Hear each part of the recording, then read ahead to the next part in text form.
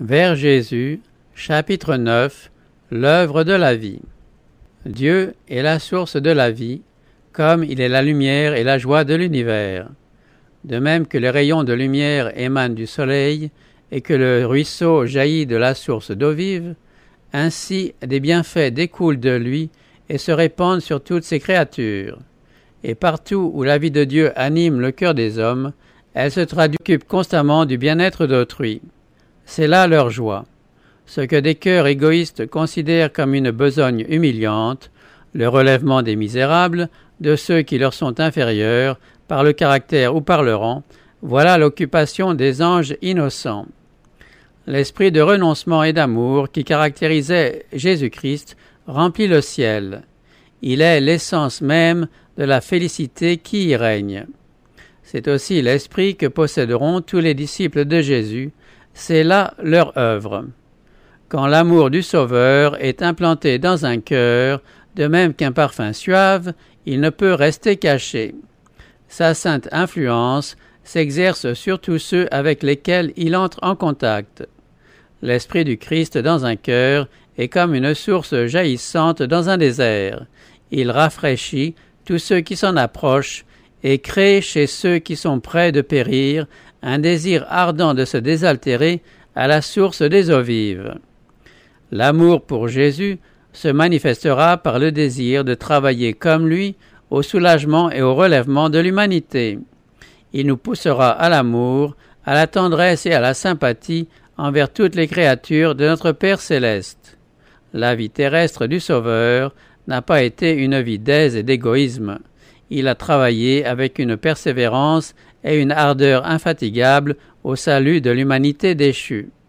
De la crèche au calvaire, il a suivi le sentier du renoncement sans chercher jamais à éviter les travaux ardus, les voyages pénibles, les soucis qui accablent et les corvées qui épuisent.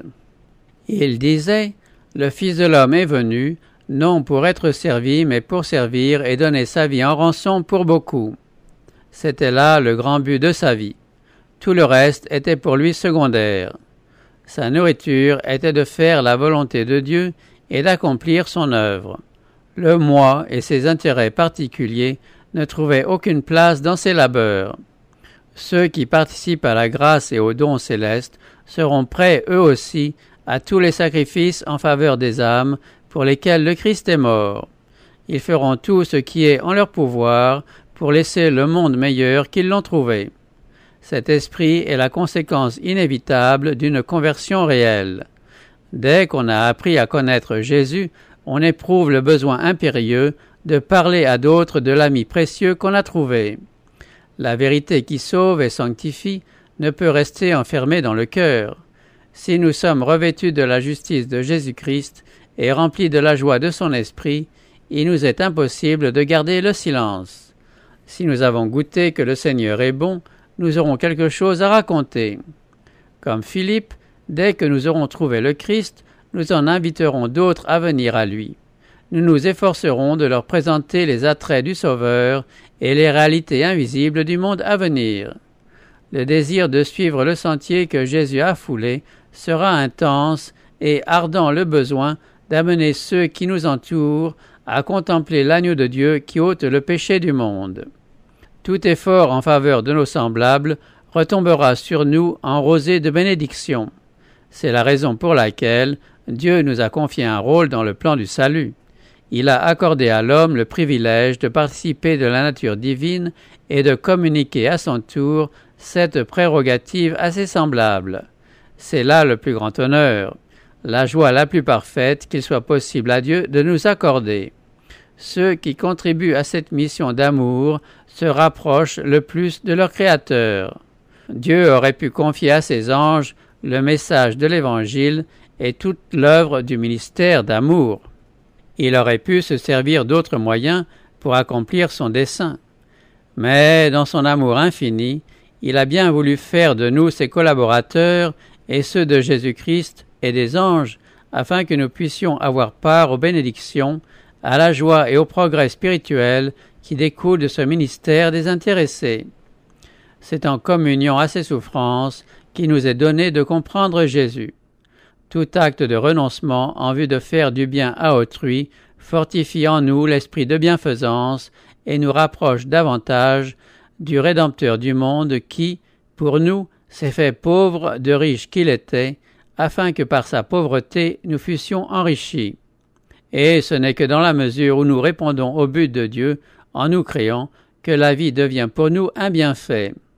Si vous voulez vous mettre à l'œuvre comme Jésus l'attend de ses disciples, si vous voulez attirer des âmes à lui, vous éprouverez le besoin d'une expérience plus profonde et d'une plus grande connaissance des choses de Dieu. Vous aurez faim et soif de la justice, vous crierez à Dieu, votre foi sera fortifiée et votre âme pourra boire à longs traits à la source du salut. L'opposition et les épreuves que vous aurez à surmonter vous pousseront à la lecture de la Bible et à la prière. Vous croîtrez dans la grâce et la connaissance de Jésus-Christ et vous acquerrez une riche expérience. Le désintéressement en faveur du prochain donnera au caractère de la profondeur, de la stabilité, de la douceur et communiquera à l'âme la paix et le bonheur. Les aspirations seront élevées, il ne restera plus de place pour l'oisiveté et l'égoïsme. Ceux qui pratiquent ainsi les grâces chrétiennes croîtront et deviendront forts pour Dieu. Ils auront une claire vision spirituelle, une foi ferme et grandissante, et une puissance nouvelle dans la prière. Par son attouchement divin, l'Esprit de Dieu fera jaillir de leur âme de saintes mélodies. Ceux qui se consacrent ainsi avec désintéressement au bien de leurs semblables travaillent de la manière la plus efficace à leur propre salut. Le seul moyen de croître en grâce, c'est de faire avec dévouement l'œuvre dont le Seigneur nous a chargés.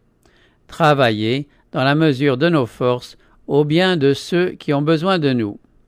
La force s'acquiert par l'exercice.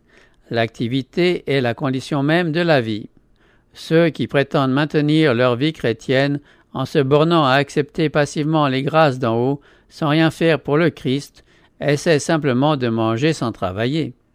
Or, dans le monde spirituel comme dans le monde matériel, ce système aboutit fatalement à la dégénérescence et à la mort. Celui qui refuserait de faire usage de ses jambes perdrait bientôt la faculté de s'en servir.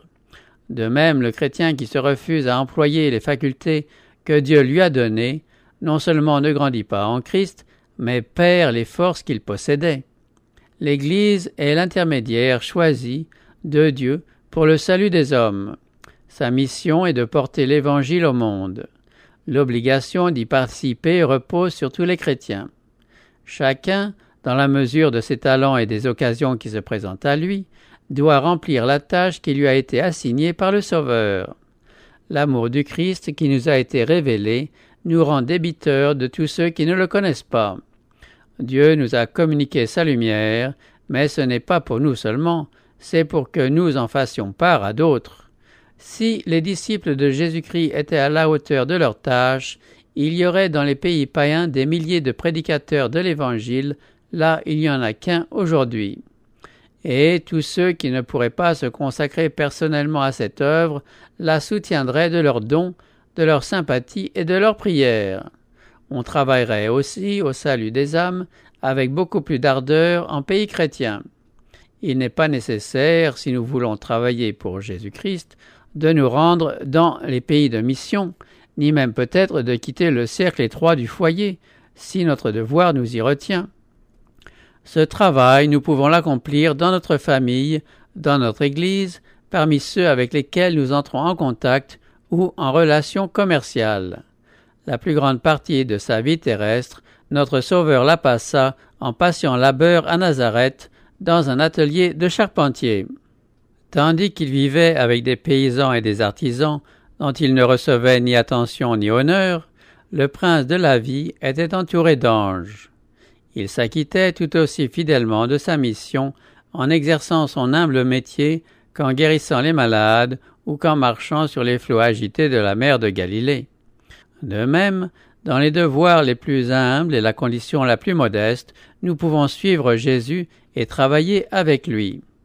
L'apôtre dit que chacun, frère, demeure devant Dieu dans l'état où il était lorsqu'il a été appelé. Le négociant dirigera ses affaires de manière à glorifier son maître par sa fidélité.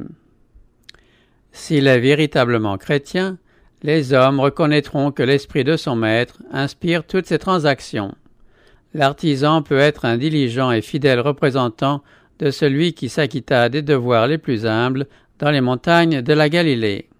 Chacun de ceux qui se réclament du nom de Jésus-Christ devrait agir de telle sorte que le monde, en le voyant, puisse être amené à glorifier son Créateur et Rédempteur.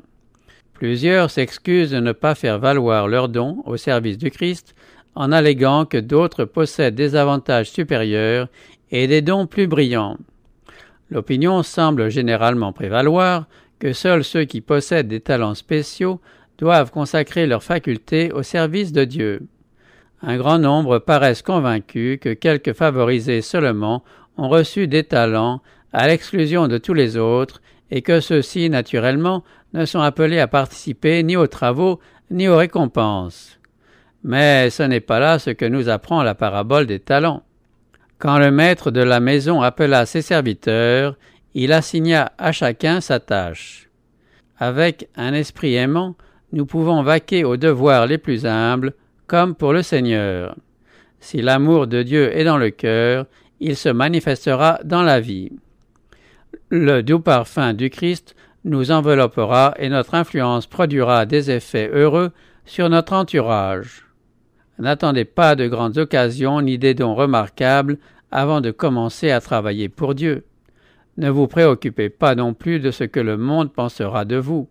Si votre vie de chaque jour témoigne de la pureté et de la sincérité de votre foi, et si vos semblables ont la conviction que vous désirez leur faire du bien, vos efforts ne seront pas entièrement vains.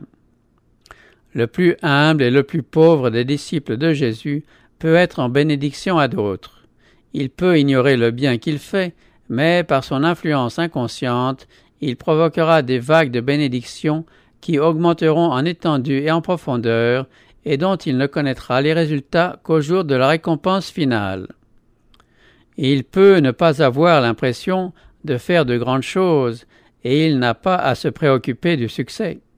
Qu'il continue à s'acquitter fidèlement de la tâche que la providence de Dieu lui a assignée, et sa vie ne sera pas inutile. Son âme réfléchira de plus en plus fidèlement l'image de Jésus-Christ. Il sera ouvrier avec Dieu dans cette vie, et se préparera ainsi pour l'œuvre plus grande et la joie sans mélange de la vie à venir.